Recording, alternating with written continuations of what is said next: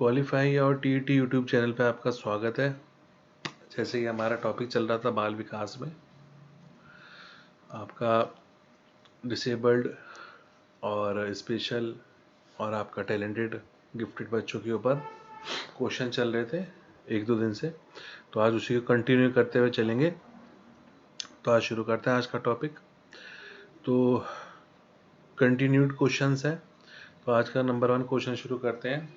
A school gives preference to girls while preparing students for state level solo song competition। मतलब एक school क्या करता है, preference देता है लड़कियों को कि स्टेट लेवल पे कोई सोलो सॉन्ग कंपटीशन हो रहा है, वहाँ पे आप जाके परफॉर्म कीजिए। तो ये क्या दिखाता है, ये सीधे सीधे जेंडर वाइज दिखाता है। इसको जेंडर स्टीरियोटाइप कह सकते हैं कि सिर्फ लड़कियों को गाने के लिए प्रमोट करा जा रहा है। Global trends, progressive thinking, pragmatic approach, ये सब इसका नहीं है। इसका सीधा आंसर होगा gender bias. Number 2 question number क्या कहता है यहाँ पे कि एक क्लास में 60 बच्चे हैं, उसमें से 10 बच्चे इंटेलिजेंट कोशेंट में लेस देन 70 स्टूडेंट हैं। का मतलब आप समझिए क्या कहना चाह रहा है कि एक क्लास में there are 62 students in your class, out of them 10 students intelligent question is less than 70। IQ level की बात कर रहा है ये, इस पे पहले बात हो चुकी है, वीडियो बन चुकी है।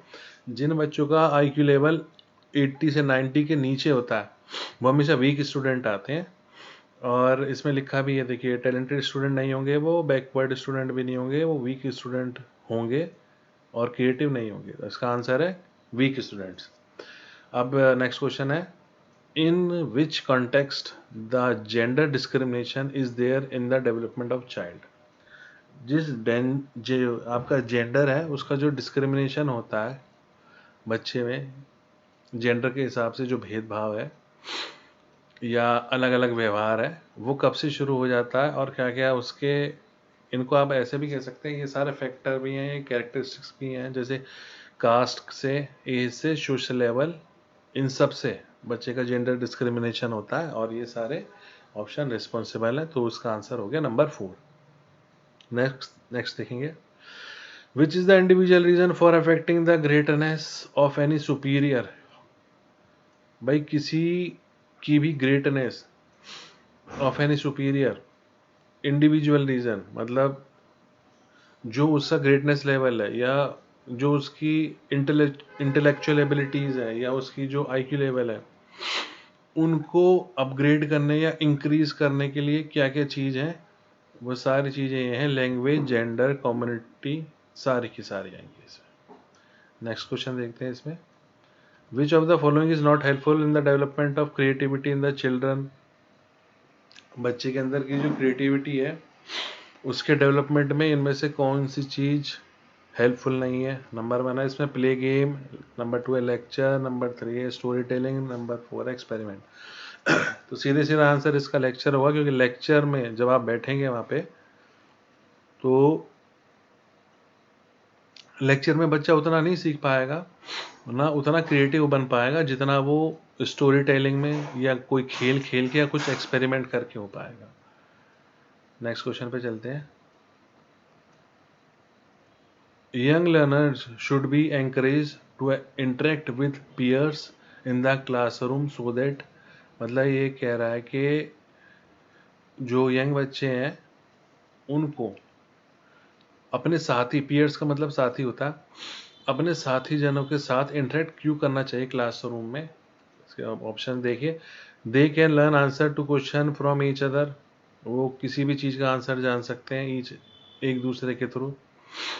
Number 2, the syllabus can be covered quickly, इसे सिलेबस टीचर कवर करवा देगा जल्दी जल्दी। They learn social skill in the course of study. और नंबर 4 है, the teacher can not control the classroom better. सीधा सीधा ये है, बच्चे आपस में जब एंकरेज करेंगे, इंटरेक्ट करेंगे एक दूसरे के साथ, तो अपने अंदर सोशल स्किल्स डेवलप करेंगे और जो कि पढ़ाई के समय उनकी मदद करेगी। इससे कोई कोर्स कवर जल्दी नहीं हो जाएगा, इससे कोई टीचर क्लासरूम को कंट्रोल नहीं कर पाएगा बढ़िया। इसका सीधे होगा, बच्चों में सोशल स्किल्स डेवलप होंगी। नेक्स्ट देखिए, इसमें लिखा है to maintain the level of activity of the teaching understanding important thing is, मतलब level of activity of teaching को मेंटेन करने के लिए क्या क्या चीज़ें की ज़रूरत है? Management, skill administration, able teacher, all of these, सारे की सारी चीज़। अच्छा मैनेजमेंट चाहिए जो अच्छे टीचर को आपको रिक्रूट करे। स्किल्ड एडमिनिस्ट्रेशन चाहिए, सब पढ़े लिखे होने चाहिए teacher, up to the grade जितना ज़रूरत है बच्चे के वहाँ पे। एबल टीचर होना चाहिए, बच्चों को समझने वाला और अपने सब्जेक्ट पे कमांड वाला टीचर चाहिए। तो नंबर 4 सारे के सारे सही हैं। अब इसमें क्या है, who is main responsible for classroom management? भाई क्लासरूम मैनेजमेंट को क्लास टीचर ही देखेगा, तो इसमें लिखा है ऑप्शन देखिए, प्रिंसिपल, क्लास टीचर, स्टूडेंट्स, और नंबर 4 इंस्पेक्टर सुपरवाइजर। कोई नहीं, क्लासरूम का मैनेजमेंट क्लास टीचर ही देखते हैं। नेक्स्ट क्वेश्चन देखिए, for healthy arrangement of a classroom necessary things is, एक क्लासरूम का हेल्दी अरेंजमेंट करने के लिए क्या क्या जरूरत चीज़ें हैं? Sufficient light should be in the class में अच्छी रोशनी होनी चाहिए। वेंटिलेटेड क्लासरूम मतलब खिड़कियाँ होनी चाहिए जहाँ पे वेंटिलेशन एयरवेयर अच्छे से आए। Appropriate sitting arrangement in the class, अच्छा बैठने का इंतजाम होना चाहिए, सिटिंग अरेंजमेंट होना चाहिए। तो ये सारे के सारे ऑप्शन ठीक है, आंसर आएगा all of the above.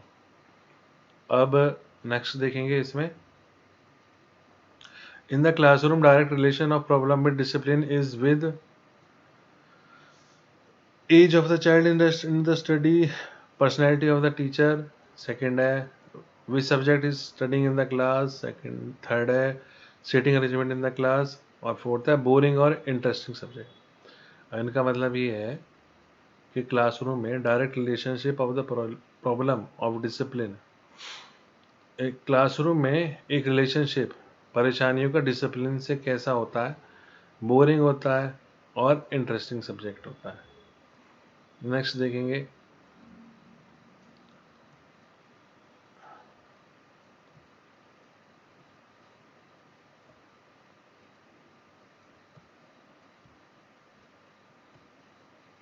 What do mean by creativity? Creativity से आपका क्या मतलब है? क्रिएटिविटी से आपका ये मतलब है to make new things. Option है to make things, to make new things, to decorate things, to decorate only new things. नहीं, नई नई चीज़ें जानना और उन पे रिसर्च करना, उनके बारे में कुछ नया कर दिखाना, वही है creativity, to make new things.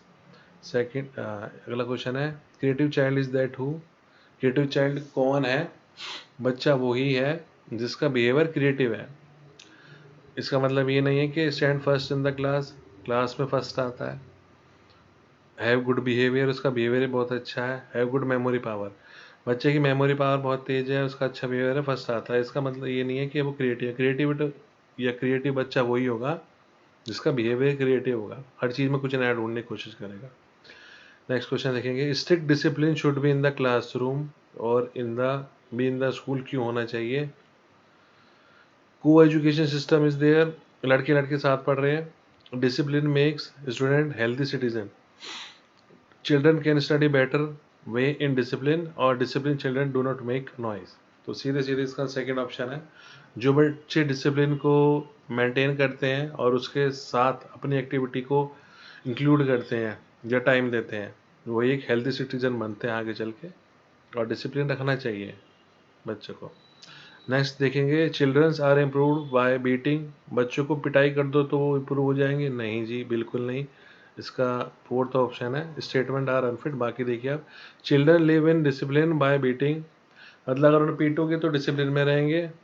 Guardian feel powerful bye beating the child, मतलब मम्मी पापा बहुत ताकतवर महसूस करते हैं बच्चे को पीट के। Children do not tease again and again by anything, उनको छेड़ा ना जाए किसी भी चीज़ को लेके बार बार।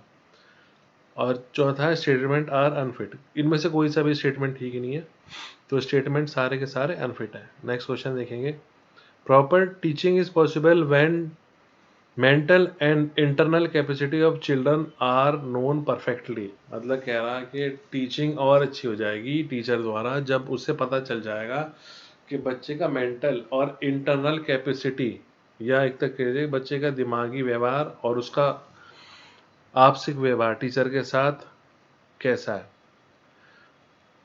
ऑप्शन है by it one can know about his family environment, उससे बच्चे के फैमिली एनवायरनमेंट के बारे में पता चल जाएगा। दूसरा, one can know about his parent education level, उससे बच्चे के माँ बाप के एजुकेशन लेवल के बारे में पता चलेगा। One can know about school and teachers education level, उससे स्कूल और टीचर के एजुकेशन लेवल का पता चलेगा। या फिर fourth, by this knowledge he can taught in psychological way, अब ये अगर टीचर जान जाएगा कि बच्चे का मेंटल और इंटरनल कैपेसिटी किस तरीके की है, तो उसे तरीके से साइकोलॉजिकल वे में पढ़ा पाएगा और उससे टीचर लर्निंग प्रोसेस स्टूडेंट और टीचर के बीच में आसान हो जाएगा। अब अगला देखिए, some students are weak in in class you will, आप क्या करोगे अगर आपके कुछ स्टूडेंट क्लास में वीक है? Ask them to study 1 full hour daily, रोज 1 घंटा पढ़ाई करो। Second, cause to blushing him in front of the, मतलब दूसरे बच्चों के सामने उनको बेइज्जत करोगे। तीसरा, teach them to understand his problem. और फोर्थ है, ask him to participate again and again, बच्चे को कहोगे बार बार पार्टिसिपेट करता रहे, सीखता रहे। उनको टीच करोगे और अंडरस्टैंड करेगा, उनकी प्रॉब्लम अंडरस्टैंड करेंगे और टीच करोगे, कि इसका आंसर है। नेक्स्ट देखिए, if principal are displaced, displace का मतलब आपका हो जाता है, डिस्प्लेस का अलग मीनिंग है डिस्प्लेजर, मतलब आपसे खुश नहीं है एक तरीके से। आप क्या करोगे? कंप्लेन करोगे प्रिंसिपल की, किससे करोगे? वो तो बॉस है। सेकेंड है, टेक ट्रांसफर, दूसरे स्कूल में ट्रांसफर ले लोगे। Give respect as prior to this event, उनको रेस्पेक्ट देने की कोशिश करोगे। Try to avoid his displeasure with, या फिर उनसे बात करके जो उनका आपकी तरफ व्यवहार या फिर सोचे उसको बदलने की कोशिश करेगा। तो वही आंसर इसका है, try to avoid his displeasure with talkings. Next question देखिए, student who get less marks, जिन बच्चों के नंबर कम आते हैं आप उनको क्या करना चाहेंगे? Try to search other option for him, उनके लिए कुछ और ऑप्शन ढूंढेंगे कि जिससे उनके मार्क्स ठीक हो जाए। Ask him to get commercial education, tuition आप कहेंगे कि ट्यूशन पढ़ना शुरू कर दो, आप उनको पनिश करेंगे सुबह मॉर्निंग मीटिंग में। या फिर provide necessary help to them after, या फिर उन्हें नेसेसरी हेल्प देंगे बाद में। नेक्स्ट पढ़ते हैं इसमें, for change in the behaviour of student most effective way is, मतलब बच्चों के बिहेवियर में चेंज करने के लिए, जो उनका बिहेवियर वो कैरी ऑन करके आ रहे हैं उसको अगर चेंज करना है तो सबसे अच्छा क्या रहेगा, इफेक्टिव वे क्या है? गुड एडवाइस, उन्हें एडवाइस दें। फिजिकल पनिशमेंट, उनको पीटें। थर्ड है, एविक्शन फ्रॉम होम, घर से उन्हें बाहर आने का है। रेगुलर अवार्ड, मतलब उनको अवार्ड दीजिए, कुछ उन्हें चीज़ें बताइए जिससे कि बच्चे का बिहेवियर आप चेंज कर पाए। लास्ट देखेंगे, when a child with a disability first come to the school to teacher, अब बच्चे का जो डिसेबिलिटी है जिसको वो अगर स्कूल में पहली बार आया तो टीचर को क्या करना चाहिए? Refer the child to a special school according to the disability, मतलब जो उसमें डिसेबिलिटी है, मतलब उसको सुनाई कम आ रहा है, दिखना कम है उसका, या ढंग से चल नहीं पा रहा, मोटर डिसेबिलिटी है उसके अंदर, या फिर विजुअल डिसेबिलिटी है, फिर कई सारी डिसेबिलिटीज़ हैं, मैं डिस्कस कर चुका हूँ। तो टीचर को क्या करना चाहिए कि दूसरे स्कूल भेजना चाहिए डिसेबिलिटी के हिसाब से। Second, schedule him from schedule, मतलब उसे दूसरे बच्चों से अलग कर देना चाहिए। Discuss with the child parents to evolve collaborative plans, कुछ एक कोलेबरेटिव प्लान्स उनके पेरेंट्स के साथ बनाने चाहिए। या कंडक्ट एन एडमिशन टेस्ट, एक एडमिशन टेस्ट करना है, तो सीधा सीधा है कि उनके माँ बाप से बात करी जाइए और उनको एक कोलेबरेटिव प्लान्स करवाते हैं, उनको पेरेंट्स को इवॉल्व करना चाहिए एजुकेशन में, कि आप भी आइए, आप थोड़ा बताइए क्या दिक्कत है, हम कैसे इसकी मदद कर सकते हैं टीचिंग करते समय। तो ये थी आज की वीडियो क्वालिफाई और टीईटी एग्ज़ाम में। आज हमारा टॉपिक कंटिन्यू रहा डिसेबल्ड, क्रिएटिव और डिसएडवांटेज और गिफ्टेड बच्चों पे। कोशिश करूंगा आज एक और वीडियो डाल दूं तो इसमें कुछ क्वेश्चन और कवर हो जाए। मतलब मेरा तो ये है कि अच्छे से आपको समझाते हुए बायलैंग्वेज अप्रोच को यूज़ करते हुए, जिसमें हिंदी इंग्लिश दोनों का यूज़ हो, कैसे जल्दी से सिलेबस कवर करा जाए जिसमें सब चीज़ आ जाए। अब इसमें से एक भी क्वेश्चन नहीं छूटेगा जो आपको इस टॉपिक में बनते हैं। तो चलिए आज के लिए थैंक यू, और चैनल को लाइक सब्सक्राइब करें चैनल को, और वीडियोस को शेयर करें। Thank you.